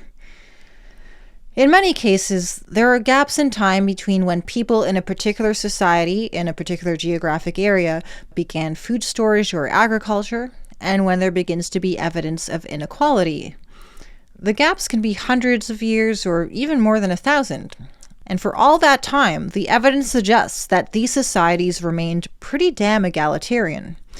This shows that food storage and agriculture and sedentary living do not doom us to have dominance hierarchy. And there have even been cities with complex divisions of labor and public infrastructure, which, according to the best available evidence, were egalitarian societies. The best example of this are the cities of the Indus Valley Civilization, which existed in some form from about 3,300 BCE to 1,300 BCE, and its mature period was from 2600 BCE to 1900 BCE. And the Indus civilization is really impressive. It's one of the oldest civilizations in the world, and it had a complex system of supplying water to homes and draining wastewater, which for the time was like a marvelously advanced technical achievement. And it's the first place in the world to ever have planned cities. So like cities that didn't just grow from villages to towns to cities, like in this messy and haphazard way, which was the case for other ancient cities. But instead, the cities of the Indus Valley were built according to a well-thought-out plan and design, with a grid pattern and wide roads, making those cities easy to navigate, unlike many other cities. What a nightmare this place is. Now, the reason that I've told you about some of the technical achievements of the Indus civilization, specifically ones that were at the scale of being public goods or public works, you know, like the urban planning or the systems of supplying and draining water, and there are many others I didn't mention, it's because there's a widespread assumption that things like this can only exist if they were created under the direction of a state. You know, that some ruler or group of rulers must have been in charge, that that's the only way this kind of thing could have happened. And there's also the widespread assumption that a civilization can only exist if there's not just a political hierarchy, but also economic hierarchy. You know, a class or classes of impoverished people who do the labor, you know, spend their lives working and toiling away, and then a class of wealthy people who exploit these people's labor and get rich doing so. That's the assumption. But according to the evidence discovered by archaeologists, the Indus Valley civilization existed without political hierarchy and without economic hierarchy. And just so you know, I'm not a ranting lunatic making things up, but actually a ranting lunatic who is not making things up. Here's a quote about this from an article in the academic journal Frontiers in Political Science. Archaeological evidence from the Indus civilization, 2600 to 1900 BC, home to the first cities in South Asia, reveals that Indus cities engaged in a remarkably egalitarian form of governance to coordinate different social groups, mobilize labor, and engage in collective action, thus producing a wide range of public goods. These public goods included, but were not limited to, water infrastructure, large public buildings, and urban planning, all of which helped Indus cities invent new technologies, grow, and thrive. Pretty damn fucking cool. And all this existed, quote, in absence of an elite class who could be meaningfully conceptualized as rulers. So, this was a complex urban civilization with not just one, but multiple cities, and it was governed without dominance hierarchy and without a state. When archaeologists look at the remains of other ancient civilizations, they find clear evidence of inequality, evidence the society was divided into rich and poor, rulers and ruled. So we're talking about things like palaces, royal centers, grand and elaborate tombs or monuments. But the Indus civilization never had any of that. Most ancient civilizations also had extreme differences in the size of houses, and archaeologists find fancy luxury goods in the big houses that are not found in the small houses. All of this indicating a division between rich and poor. But again, the Indus civilization does not follow this pattern. Houses were similar in size. They weren't all like cookie-cutter identical in size, but what size differences did exist were minor, and they can be explained by things like people needing a bigger or smaller house depending on their family size. And also, the distribution of material goods that archaeologists find in houses and in graves, it doesn't show any pattern of difference that indicates inequality. And instead, the distribution of goods reflects what you would expect for an egalitarian society. So, there you go. That's an example of an ancient urban society that was also egalitarian. And there's even been an urban industrialized society that flourished without dominance hierarchy. But while the Indus civilization lasted 700 years, this lasted only 3 years.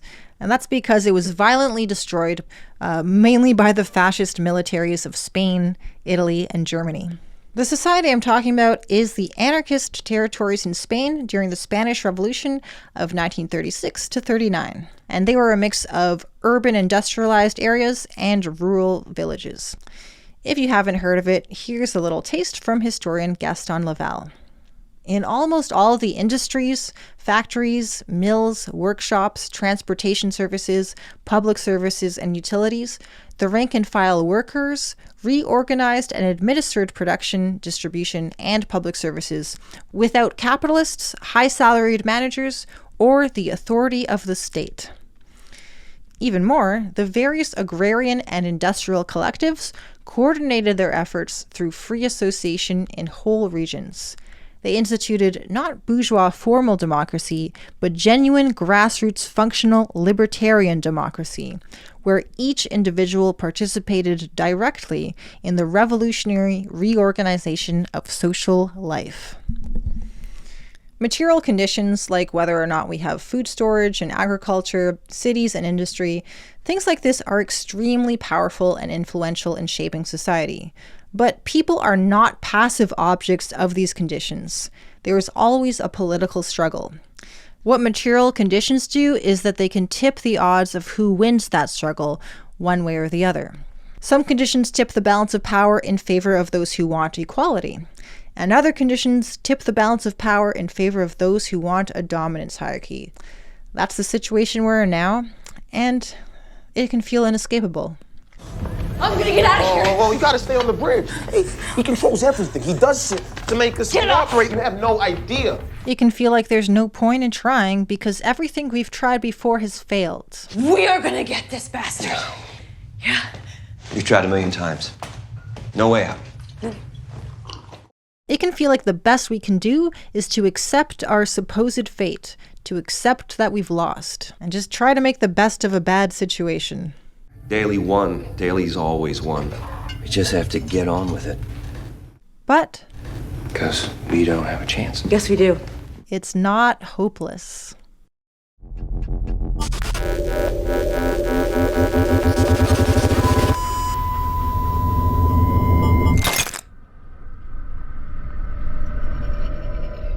So if we want to create egalitarian societies, which I really hope we're all on the same page there for that, we first need to know what conditions enable a society to be egalitarian, and also what conditions sabotage that egalitarianism.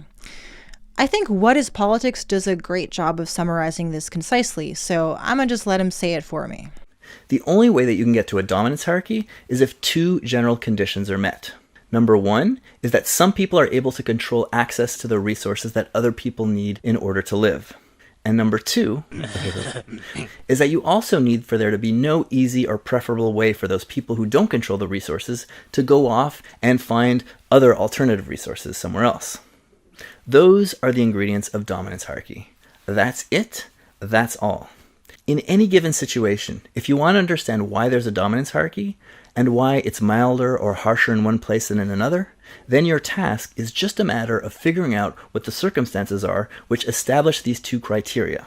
And if you want to reduce or get rid of that hierarchy, you need to figure out how you can change or moderate those circumstances. So with this knowledge in mind, we can see why immediate return hunter-gatherers are able to be egalitarian. Everyone has free and equal access to the things they need, mainly food and also materials to make tools and shelter, because all this is found on the land that surrounds them in their own community and also in neighboring communities which they can just move to at any time. So the question is, how do we apply this to our own society? Because, we're not nomadic hunter-gatherers. We live in cities, our food comes from farms, and we have an industrial economy with computers and factories and big-ass machines. So we've got to adapt the underlying principles here to a very, very different context. So how do we do this? Well, for one thing, we need to make sure that everyone has free and equal access to the things they need, to the economic resources they need to survive and to have a decent quality of life. And this means we need to prevent any person or group of people from having ownership or exclusive control of these economic resources, or to what are called the means of production. So like the farmland, natural resources, factories, power plants, and any technology used for economic production. Basically just all the stuff we use to make stuff. The means of production create food, shelter, and every good and service imaginable, and so they must be a common resource for all humanity, belonging to everyone and owned by no one. This is what communism or socialism are supposed to be about, but unfortunately, those who claimed to put these ideas into practice have, whenever they've taken state power, just recreated a new dominance hierarchy. Instead of the capitalists controlling the resources that people need, these resources became controlled by the state. It doesn't matter if resources are controlled by capitalists, or by the state, or by the Communist Party, or by noble fucking lords.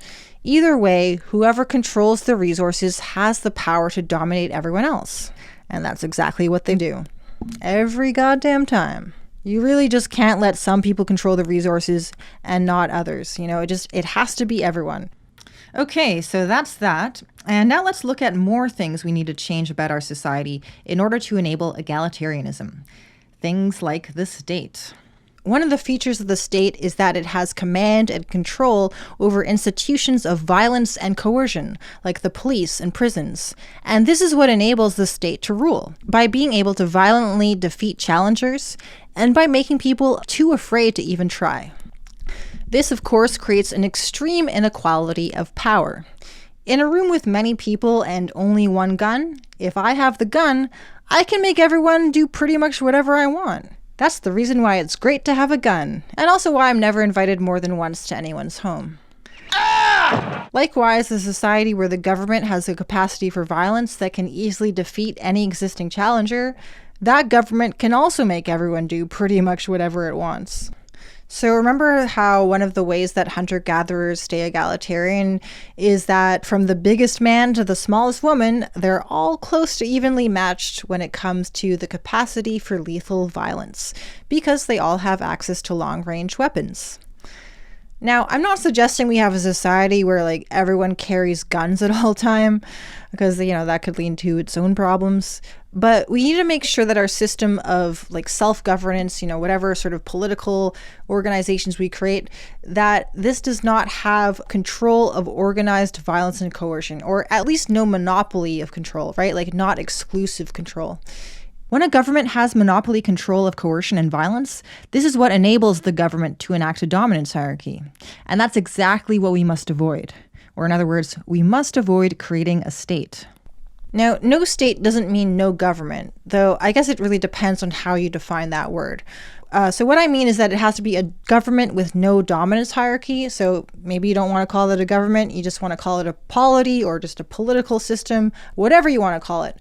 The point is, though, that we have to make sure it's organized with no dominance hierarchy. So instead of the few ruling over the many, everyone should be free to participate in making decisions on any issue that affects them. This can be achieved by having meetings in every community, and through these meetings, people can self-govern their communities.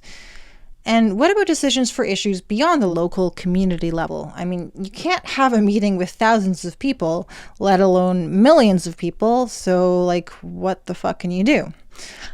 I'll let political philosopher and our old Santa Claus lookalike friend, Peter Kropotkin, answer this one. Where it is not possible to meet directly or come to an agreement by correspondence, delegates versed in the question at issue are sent, and they are told, endeavor to come to an agreement on such and such a question, and then return, not with a law in your pocket, but with a proposition of agreement which we may or may not accept. And such will be the method of a free society. So basically, each community can send a delegate, which they can choose, by election or by just like randomly drawing a name from a hat or something. And then all those delegates from each community go and have their own meeting. But those delegates, rather than like make a decision on their own or just do whatever they think should be done, they have to transmit the will of the community that they represent. And then they come up with some sort of proposal for a solution or course of action to whatever the issue is that they were dealing with. And then they bring that proposal back to their own communities, and the people in those communities will then decide whether they accept it or reject it. Now, it doesn't always have to be done exactly like that, but that's an example of how it can work. So it's probably also a good idea to have organizations of experts, people who have specialized knowledge in like science, public health, urban planning, and so on, who can help guide our decisions. Or we could even like just delegate decisions to them, so long as we retain veto power. But it should not be the way it is now. Like, there should not be a class of politicians who make decisions for us and then impose those decisions by force. Now, I know this is like not a very good explanation. It's very, very, very brief and vague and abstract. So if you want a deeper explanation than this, you can check out my video, The Socialist Political Compass, Methods to Create Socialism, or Post-Capitalism, a detailed look at how it could work. And in both cases, if you'd rather not watch the full video, because, they're kind of long, just stop and start at the times you see listed on the screen. And also, probably an even better source, to be honest, is if you check out section I.5 of an anarchist FAQ, which is available for free online. So if you take these two things together, no state and nobody owning the means of production, or in other words, everyone has equal access to the means of political decision-making and equal access to the means of economic production, this is the program of a political philosophy called anarchism. And here are some pretty cool anarchist channels that you can check out if you want to learn more. And there's also another important thing that we should do to ensure that society is egalitarian. People should be free to leave the society they live in and join another one. As we saw earlier, egalitarian hunter-gatherers can easily move from one community to another. The harder it is for you to move away from somewhere, then the harder it is to escape a bad situation, which means that wannabe tyrants are more able to get away with acting like actual tyrants. This is why it's so important to live in a world without restrictions on immigration. Being free to go live where you want is not just necessary for personal freedom, but for protecting freedom in society. Likewise, and I'm getting this next idea from Arnold Schroeder of the podcast Fight Like an Animal, anyone who chooses to and is able-bodied enough to do so should have the option to directly meet their own needs for food and shelter and so on by their own labor. Although I think most people will gladly take part in a society with complex division of labor, people should have the option to reject that. We should make sure there is plenty of land that industrial and urban society just leaves untouched, just leaves the fuck alone. And this land should be freely available for, whoever wants to go live a life of direct, unmediated subsistence. Now, the reason this is important is not just to accommodate people's lifestyle preference, it's because it helps protect egalitarianism. Even in a stateless society where the means of production are owned by no one, there's still the risk that power hierarchies may start to creep back in. But if you can walk away from that and still meet your needs for food and shelter, then it's harder for anyone to dominate you because no one has the power to take away the things you need to survive. Having space in cities where people can grow food is also helpful. This not only lets people escape domination, it helps to prevent dominance hierarchy from rising in the first place. All right, so let's quickly review the features that we need in order to ensure that society is egalitarian. Now, I'm not saying this is a complete list, but these are some very, very essential features. So let's review. Number 1, everyone must have free and equal access to the means of production.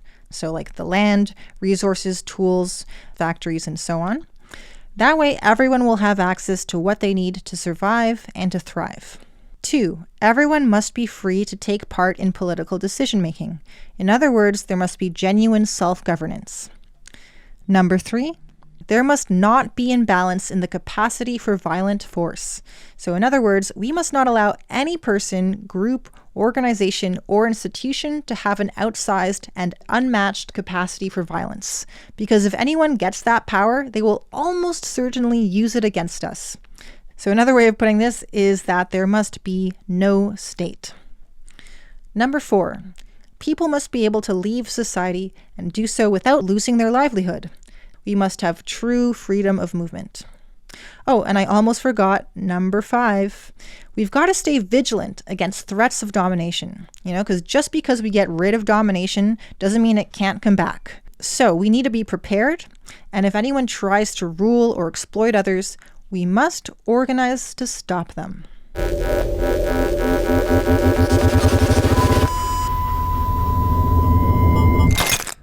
Okay, so those are all a bunch of great ideas for how to make an industrial society egalitarian. But how do we make it happen? It's not like the power-hungry, cold-hearted egomaniacs who control the state and the economy are just going to step the fuck aside and let us topple the dominance hierarchy that they sit at the top of. No, if we try to do this, they will send their hired goons to fight us and, arrest us, kill us, and all that other fucked up shit that they like to do. What is with you? Don't you want to fight back? I do want to fight back, Nanette, but how do we win? I mean, the odds, they just don't look good. Yes, but what if we fly into the wormhole? We'd hit the system firewall. Exactly. And have our rogue coding deleted. Yeah. I don't think that'll work for us, but Why won't you fight back? Hey, wait. Just because I don't like your wormhole plan doesn't mean I don't think there's a way to win. We got power back!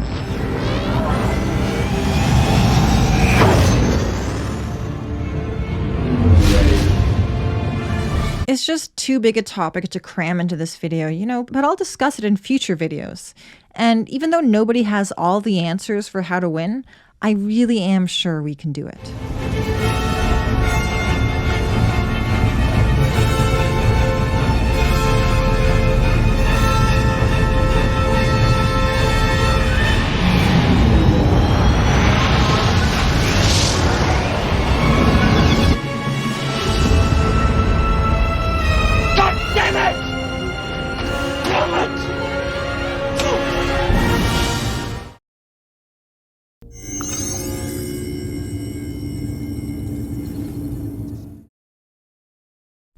Capitalism, the state, and dominance hierarchy in general have shaped technology and society in ways that are pretty damn dystopian. And if we stick with business as usual, the future will become even more dystopian. But we're not doomed to stay on this dystopian trajectory. It's a fact that egalitarian societies are possible. They were the norm for most of humanity's existence on this planet, and have even existed in some cities. Egalitarian societies have certain key features that enable them to be egalitarian, and if we adopt these features and adapt them for our modern industrial high-tech societies, we can make humanity egalitarian again. Aw, yeah. And if we do, technology would no longer take on the dystopian character that it does in societies like ours that are designed for domination. But ultimately, this is a question not just of what kind of technology we want to have, or even what kind of society we want to have, but what kind of species we want to be. Do we want who we are to be shaped by those whose hearts and minds are so clouded with fear and hostility that they've become numb to empathy and love, and blind to anything but their own quest for power? Or do we want to be shaped by those whose hearts and minds are open, full of the courage to fight and to feel, and full of love for our fellow beings of this earth? So what do we do now? We've got an infinite procedurally generated universe at our disposal. We can go anywhere. Holy mackerel.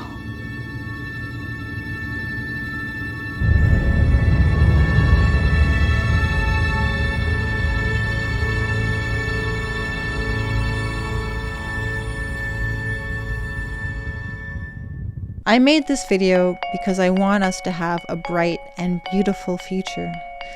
That's what I want for us, and that's what I want for you. Good luck. I love you.